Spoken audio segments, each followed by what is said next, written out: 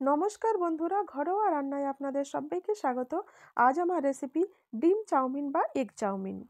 বাচ্চাদের স্কুলের টিফিনে বা বিকেলের জলখাবারের জন্য একদম পারফেক্ট রেসিপি। চলুন বন্ধুরা দেখে নিই কীভাবে আমি ডিম চাউমিনটা বানাচ্ছি। গরম জল হতে দিয়েছি দেখুন, আর জলটা ফুটে উঠলেই আমি দিয়ে দেব চাউমিনগুলো। চাউমিনগুলো সেদ্ধ হওয়ার সময় একটু সাদা তেল ছড়িয়ে দেবেন, তাহলে একে অন্যের সাথে লেগে যাবে না। আর চাউমিনগুলো পুরোপুরি সেদ্ধ করবেন না, 75 থেকে 80% মতো সেদ্ধ করলেই হয়ে যাবে। চাউমিনগুলো সেদ্ধ হয়ে গেছে, গরম জলটা আমি ফেলে দিয়েছি। ফেলে দিয়ে আবার আমি চাউমিনগুলোকে 2বার মতো ধুয়ে নিয়েছি। এবার আমি চাউমিনগুলোকে হাতের মধ্যে নিয়ে আমি এইভাবে প্রেস করে জলটা বের করে দেব। বন্ধুদের কাছে অনুরোধ রইল, যদি এই রেসিপিটি ভালো লেগে থাকে তাহলে একটা লাইক আর একটা সাবস্ক্রাইব করে দেবেন। যেগুলো রয়ে গেছে একইভাবে আমি জলটা ঝরিয়ে নেব।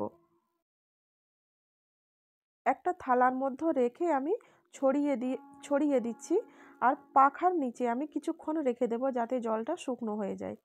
যেহেতু ডিম চাউমিন, তো ডিম দিতেই হচ্ছে। একটা ডিম আমি ভেজে নেব।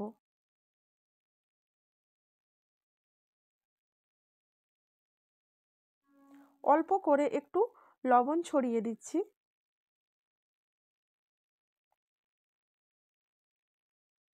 ডিমগুলোকে এপিট ওপিট করে নিচ্ছি যাতে ভালোভাবে ভাজা হয়ে যায়। ডিম ভাজার টুকরোগুলো বেশ বড় বড় রয়েছে, তো আমি একটু ছোট ছোট করে নিচ্ছি। ডিম ভাজা রেডি। আমি তুলে নিয়ে ওই প্যানে আমি আবারও একটু তেল দিয়ে কিছু সবজি অ্যাড করব। লম্বা লম্বা করে কেটে নেওয়া বাঁধাকপি, পেঁয়াজ, রয়েছে ক্যাপসিকাম, আর লম্বা লম্বা করে কেটে নেওয়া গাজর। সব সবজিগুলো আমি দিয়ে দিচ্ছি।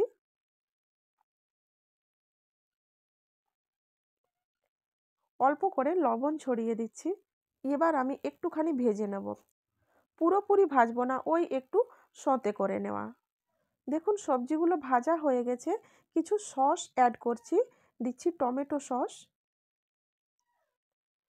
দিচ্ছি গ্রিন চিলি সস, আর একটু সয়া সস। সয়া সস যেন অনেক বেশি না হয়ে যায়, প্রচণ্ড নুন থাকে সেই জন্য।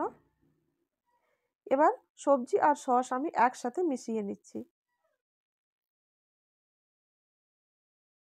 সস মেশানো হয়ে গেছে, এবার আমি সেদ্ধ চাউমিনগুলো দিয়ে দিচ্ছি। দেখুন কতটা সুন্দর ঝরঝরে হয়েছে। পুরোপুরি চাউমিনটাকে সেদ্ধ করলে আবার এখন যখন ভাজবেন চাউমিনটা, তখন একেবারে কাদা কাদা হয়ে যাবে, ঝরঝরে আর হবে না। চাউমিনগুলো আমি দিয়ে দিলাম। এবার সস, চাউমিন আর সবজি আমি একসাথে মিশিয়ে নিচ্ছি।